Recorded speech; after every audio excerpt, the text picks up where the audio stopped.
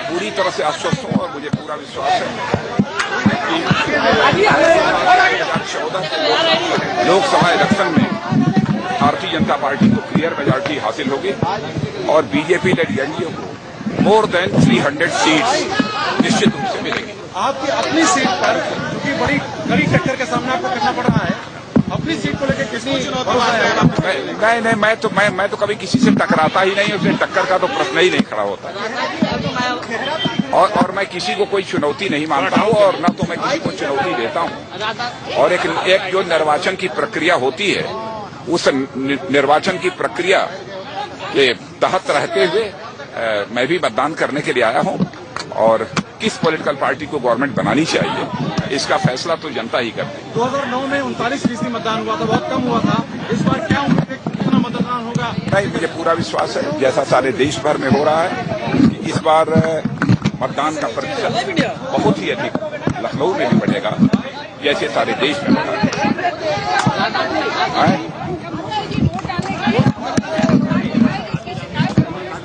Down रखो आप लोग। क्या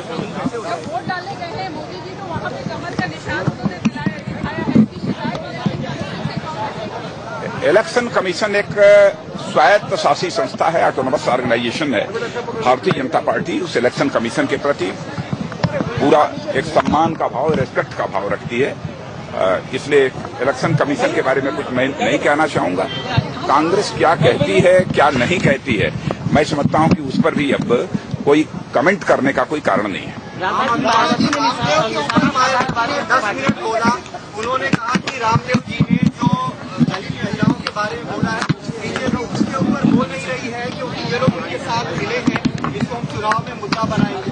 थोड़ा नीचे कर लो भाई, नीचे डाउन करो। मोदी जी भी चुप है इस पर। ये मायावती का स्टेटमेंट है कि मोदी जी कोई भी हमको इस संबंध में कुछ नहीं कह रहे। देश की जनता को गुमराह करने का आरोप लगाया है मायावती जी ने, आज अभी सुबह 8:30 बजे लगाया। क्या कहेंगे इस विषय पर? जो जिसको जो आरोप लगाना हो लगा, मुझे किसी के बारे में कुछ नहीं कहना है। मुझे एडवर्स कमेंट किसी के बारे में कुछ नहीं कहना है।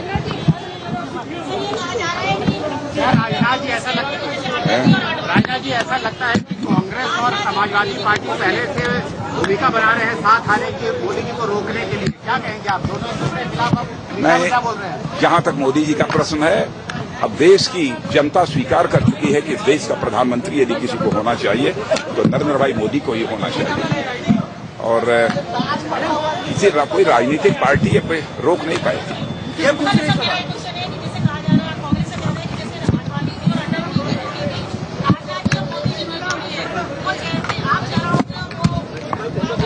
नहीं कि केवल राजनाथ सिंह और मोदी की जोड़ी नहीं बल्कि हमारे जितने भी हमारा सीनियर कोलीग्स हैं, हमारे जो वरिष्ठ साथी हैं, हम सभी लोग मिलजुल कर काम करते हैं।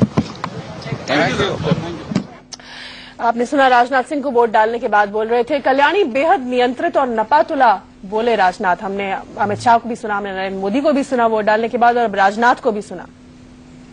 नहीं, राजनाथ को भी सुना है, लेकिन मेरे हिसाब से तो ऐसा लग रहा है कि राजनाथ सिंह शायद मोदी को बाकी एलायंस स्वीकार नहीं किया तो वो कैंडिडेट बन के बैठा है। इस वजह से वो किसी को नाराज नहीं करना चाहते हैं, सबको साथ लेके जाने के लिए जैसे वाजपेयी जी बात करते थे ऐसा ही वो उसी नकल कर रहे हैं अभी। इसलिए राजनाथ जी का किसी के खिलाफ भी नहीं बोल रहे हैं, पक्ष में भी नहीं बोल रहे हैं, वो जैसे अच्छे बात बोल रहे हैं। ये नपातुला बोलना बहुत जरूरी हो गया है उनके लिए, क्योंकि इनके बारे में अभी जैसे दीपक जी ने बताया था कि लखनऊ के अंदर नारे लगे हुए थे कि अगर मोदी को प्रधानमंत्री बनना है तो राजनाथ को हारना पड़ेगा। तो इस तरह की जो बातें हो रही हैं उनको ध्यान में रखते हुए राजनाथ सिंह जी अपने आप को संयम के साथ में बर्ताव कर रहे हैं और ये उनके लिए बहुत जरूरी है। और मुझे लगता है वहां तक में ये इस तरह की इंस्ट्रक्शंस नागपुर से भी आई होगी कि आप बहुत संभल के चलिए। शीतल, ये समझना पड़ेगा इस वक्त कि राजनाथ सिंह भारतीय जनता पार्टी में वो व्यक्ति हैं जो नरेंद्र मोदी के बाद या नरेंद्र मोदी के साथ इसको बोलते हैं कि he is calling the shots. वो अंतिम निर्णय कर रहे हैं, तो उनके मुंह से निकला हुआ एक शब्द, चाहे वो इधर जाए चाहे वो उधर जाए, एक आमूलचूल परिवर्तन कर सकता है, जैसे नरेंद्र मोदी से की मुंह से निकला हुआ शब्द। तो इसीलिए किसी भी मुद्दे पर राजनाथ सिंह ऐसी कोई टिप्पणी नहीं करना चाहते जो विवाद का विषय हो। और आप राजनाथ सिंह के पूरे पॉलिटिकल करियर को देखो, आप एक विवादित टिप्पणी बता दीजिए जो राजनाथ सिंह ने शिक्षा मंत्री से लेकर आज तक कभी करी हो। वो बहुत तोल मोल कर बोलते हैं, वो बहुत संभल कर बोलते हैं, वो लोगों को नाराज नहीं करते हैं। लोग इसलिए उनको कहते हैं कि वो मीठी छुरी हैं। वो राजनाथ सिंह को अगर मीठी छुरी कहा जाए तो गलत नहीं होगा। मुंह पे बहुत मीठा बोलते हैं, लेकिन साथ ही साथ लोग ये कहते हैं कि वो पॉलिटिकल स्कोर्स भी बहुत अच्छे से सेटल कर लेते हैं अपने लोगों के साथ, जिसके साथ उनको सेटल करना है। तो राजनाथ सिंह इस वक्त अपने भारतीय जनता पार्टी के अध्यक्ष को जो रोल प्ले करना चाहिए उसको बखूबी प्ले करते हुए दिखाई दे रहे हैं। इसीलिए उनके बोलने में सतर्कता है, उनके बोलने में संयम है और साथ ही साथ उनके बोलने में सादगी भी दिखाई दे रही है। या जहां तक हम राजनाथ सिंह जी की पॉलिटिकल स्टाइल की बात कर रहे हैं, अभी उन्होंने 2-3 दिन पहले एक बड़ा लंबा इंटरव्यू दिया है। उसमें कहा है उन्होंने, जो मेन पॉइंट था कि अमित शाह की अपॉइंटमेंट मोदी ने नहीं की थी, अमित शाह को बनाने वाला यूपी का इंचार्ज मैं हूं। और सारी उसने क्लैरिफाई उसमें किया कि ये मेरा डिसीजन था। ये एक बड़ा भरा उसकी स्टेटमेंट थी, क्योंकि आमतौर पर ये माना जाता है हर जगह पर Amit Shah close aide of Modi, वो समझते हैं कि मोदी का डिसीजन था कि वो यूपी का इंचार्ज बने।